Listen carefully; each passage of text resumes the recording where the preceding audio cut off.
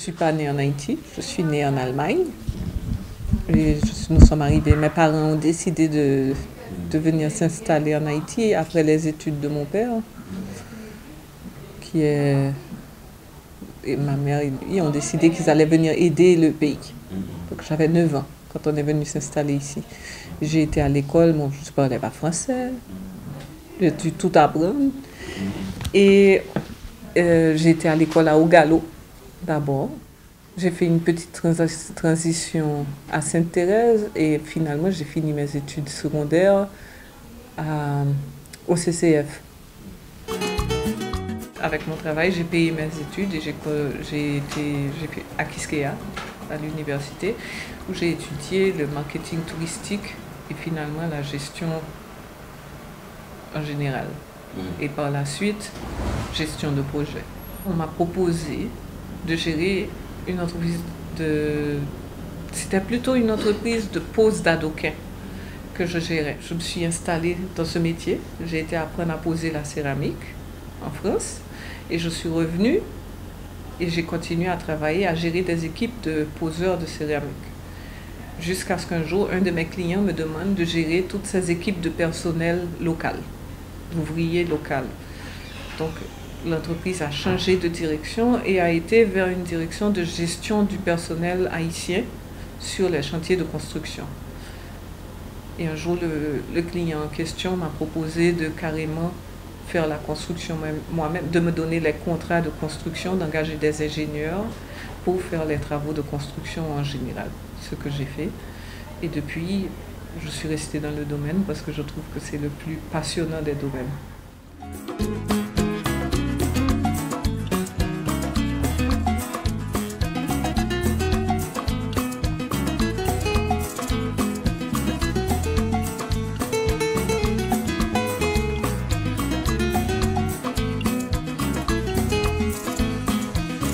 La compagnie s'appelle GOM International SA. Elle a été créée en mars 2004. Nous avons beaucoup de travaux déjà faits. Et ça, c'est notre dernier travail, l'hôpital Saint-Luc. Et nous avons déjà l'habitude du client, pour lequel nous avons fait plusieurs constructions depuis l'ouverture de l'entreprise. Et comme vous voyez, on dirait qu'il est satisfait.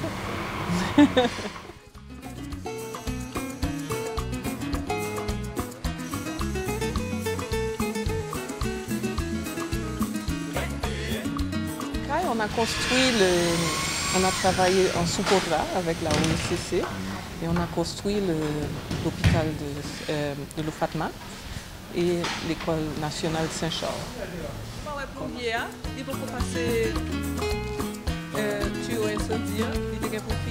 Toute la journée ne se passe pas en chantier parce qu'il y a aussi le travail administratif, les relations publiques, il faut aller chercher les clients, il faut s'occuper de rencontrer les ouvriers. Donc, on fait la planification de la journée et ensuite on visite les sites pour voir si ces planifications ont été respectées, si tout le travail est fait comme il faut. De temps en temps, on tire les oreilles des autres personnes qui n'ont pas respecté leur chronogramme, qui sont en retard, pour s'assurer que le travail est quand même, qu'il y a des mises à jour. Et donc, la journée de travail est assez rapide.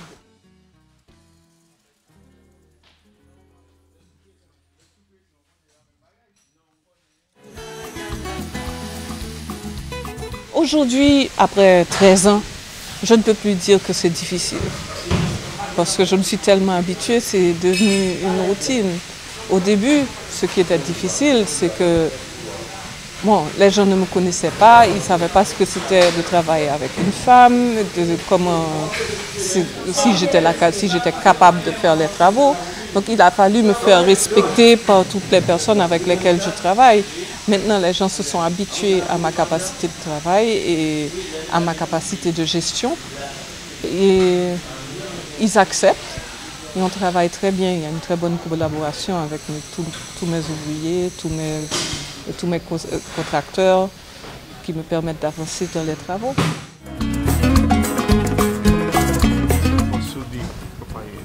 première fois que je travaille comme patron. Nous bien collaboré, il respecte le monde, nous respectons le tout. Nous sommes contents de travailler avec lui et puis nous reconnaissons sans problème. Non, pas M. Jean-Jocelyn, mais sauf que c'est Jacqueline, on connaît toujours comme ça. Sauf que matin, madame, en 2009. Okay? Sauf que nous commençons depuis la manœuvre, jusqu'à ce que arrivé dans l'opérateur avec le responsable chantier. Bon, bagaille aujourd'hui, bon. J'ai commencé, ça veut dire qu'on est d'un côté, c'est ça dépend de ce fait qui fait bon respect. Parce que c'est très très cool. Nous avons vraiment avancé avec. Au début, ma fille était petite et bon, j'allais la chercher à l'école et puis je l'emmenais étudier sur les chantiers. À tel point que ma fille s'est tellement habituée aux chantiers, elle aime tellement les chantiers qu'elle étudie l'architecture maintenant. Donc ça a été plutôt une vie assez... Moi j'avais peur que ça la désintéresse, mais je pense qu'au contraire ça l'a intéressée. Donc c'est une chose assez simple, si on planifie ses journées comme il faut, de pouvoir agencer la vie familiale et la vie de travail. Et on est très aidé. Dans une entreprise où on est aimé, on est très aidé aussi. Donc dans l'éducation de ma fille, tout le monde m'aidait à la surveiller. Donc c'était vraiment bien. Elle étudiait sur les chantiers, elle venait, elle avait sa petite table, sa petite chaise, elle s'asseyait pour étudier. Et au bout d'un certain temps, il disait même à ses amis de venir. Je disais que c'était un petit peu délicat parce que c'est quand même un lieu assez dangereux, un lieu de construction. Mais je crois qu'on s'est bien débrouillé.